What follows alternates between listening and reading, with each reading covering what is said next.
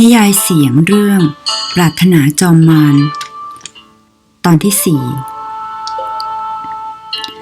ฝันร้ายทำให้ว่านหวาเจิ้นสะดุ้งตื่นไม่ใช่ครั้งแรกที่นางฝันถึงเหตุการณ์ในอดีตเพียงแต่ครั้งนี้เงาร่างของหวนสู้ชัดเจนยิ่งกว่าเมื่อก่อนและในความฝันตอนจบของมันยังลงเอยเช่นเดิมเมื่อนางลืมตาความรู้สึกละอายแก่ใจก็คงอยู่ทั้งที่เขาได้รับการชดเชยจากนางเกินพอแล้วว่านหวาเจิ้นพาตัวเองลุกขึ้นมาจากที่นอนคันช่องทำจากทองเหลืองขัดเงาบานยาวสะท้อนร่างของสตรีวัยสาวสะพรั่งนางเดินเข้าไปยืนอยู่เบื้องหน้าคันช่องและยิ้มให้กับตัวเองอย่างขมขื่นเมื่อ5 ปีก่อนนางเคยภาคภูมิใจในรูปโฉมตนเองจนแทบจะเรียกได้ว่าหลงไหลกระทั่งคิดว่าบนแผ่นดินนี้จะไม่มีใครกล้าปฏิเสธหรือผลักไสนางแต่ในที่สุดชายเลี้ยงม้าคนหนึ่งก็ทำให้นางตาสว่างตอนนั้นหวนสู้ยังเป็นเพียงบ่าวรับใช้ทำหน้าที่ดูแลม้าบิดาของนางไปพาตัวเขามาจากเจียงซานเมืองเลี้ยงม้าพร้อมกับซื้อม้าพันธุ์ที่ดีที่สุดมาด้วยตั้งแต่วันแรกที่นางได้พบกับหวนสู้นางก็แทบจะลืมความสนใจในการเรียนขี่ม้ารวมถึงบรรดาบุตรสาวเพื่อนๆของบิดาหวนสู้ไม่เหมือนชายหนุ่มทุกคนในเมืองหลวงรูปร่างที่สูงใหญ่กับผิวพรรณขาวเนียนแบบคนเมืองหนาวและหน้าตาหล่อเหลาคมคายของเขาทำให้มีหญิงสาวมาติดพันมากมายซึ่งก็รวมถึงว่านหวาเจิ้นอีกคนเด็กสาววัย14 ปีพร่ำเพ้อหลงไหลคนเลี้ยงม้าอย่างหูหนวกตาบอดจนมองทุกอย่างเพียงด้านเดียวเพื่อตัดปัญหาเรื่องชนชั้นทางสังคมนางคิดอ่านเอาเองทั้งหมดว่าหากตกเป็นของเขาแล้วนางกับเขาก็จะได้แต่งงานอยู่กินกันแบบสามีภรรยาว่านหวาเจิ้นขี่ม้าออกไปไกลหูไกลตาผู้คนมากกว่าทุกวันแล้วแกล้งทำทีเป็นตกจากหลังม้าเพื่อให้หวนสู้เข้ามาช่วยต่อจากนั้นนางก็ผวากอดปล้ำเขาอย่างไร้ยางอาย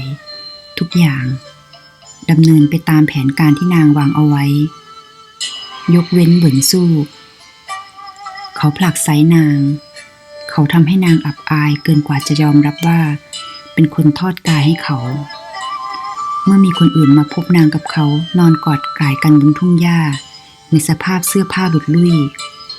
ด้วยฐานะของคุณหนูผู้สูงศักดิ์กับคนเลี้ยงม้าที่ต่างกันราวฟ้ากับเหวว่านหวาเจิ้นไม่ต้องเปลืองน้ำลายกล่าวคำโป้ปดเพียงแต่นางก้มหน้าก้มตาร้องห่มร้องไห้หวนสู้ก็ถูกสังคมตราหน้าว่าเป็นคนเลวอย่างเบ็ดเสร็จโดยไม่มีโอกาสพูดแก้ตัวว่านหวาเจิ้นใช้หลังมือเช็ดน้ำตาออกจากแก้มเมื่อได้ยินเสียงกุกกักที่ดังขึ้นด้านนอกนางรู้ว่าเป็นเวลาที่บ่าวรับใช้นำน้ำอุ่นมาให้อาบเช่นทุกวันวันนี้นางจะต้องออกไปจากที่นี่และจะเผชิญหน้ากับหวนสู้เป็นครั้งสุดท้ายดังนั้นนางต้องแสดงความอ่อนแอน่าสมเพชให้เขาได้ใจเป็นอันขาดสิ่งที่ว่านหวาเจิ้นตั้งใจจะทำเป็นอันดับแรกคือหาที่พักอาศัยใหม่ก่อนจะขนข้าวของส่วนตัวที่นางเก็บใส่หีบไม้เตรียมไว้ตั้งแต่เมื่อคืนวาน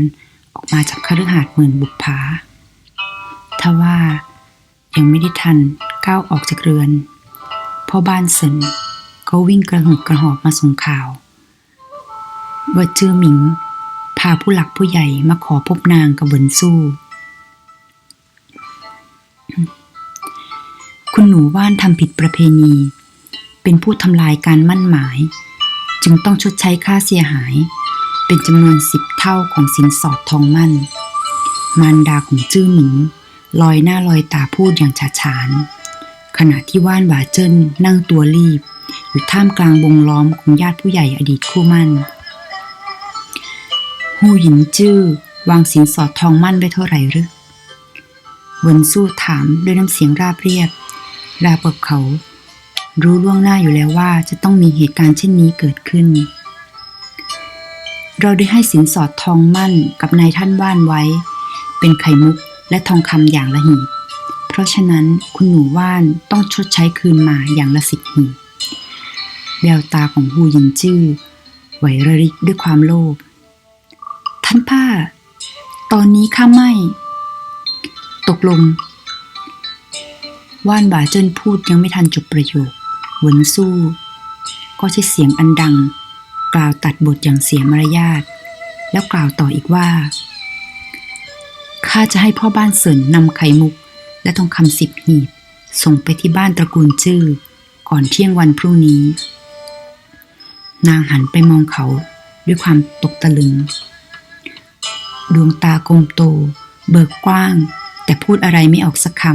ำเหวินสู้กล้าดีอย่างไรถึงรับปากแทนนางว่าจะจ่ายค่าเสียหายก่อนเที่ยงวันพรุ่งนี้ต่อให้ทำงานทั้งชีวิตนางก็ไม่มีปัญญาหาไข่มุกและทองคำ10 หีบมาคืนให้กับมารดาของจื้อหมิง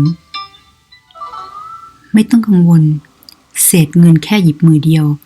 ข้าย่อมจ่ายแทนว่าที่ภรรยาที่รักได้อยู่แล้วบุญสู้ยิ้มให้นางอย่างใจปั้มเขาถือวิสาสะดึงมือของนางมากุมเอาไว้บนตักทำราวกับว่าเขาและนางเป็นคู่สามีภรรยาข้าวใหม่ปลามันที่รักกันปานจะกลืนกินว่านหว่าเจิ้นเบือนหน้าหนีด้วยความรู้สึกประดักประเดิดแต่สายตาของนาง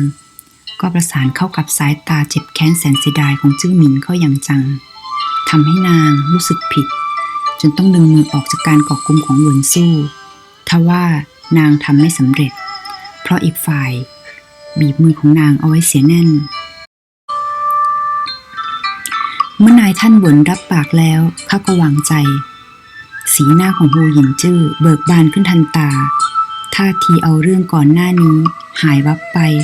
แล้วก็ไม่เคยมีเรื่องบาดหมางใจต่อเจ้าบ้าน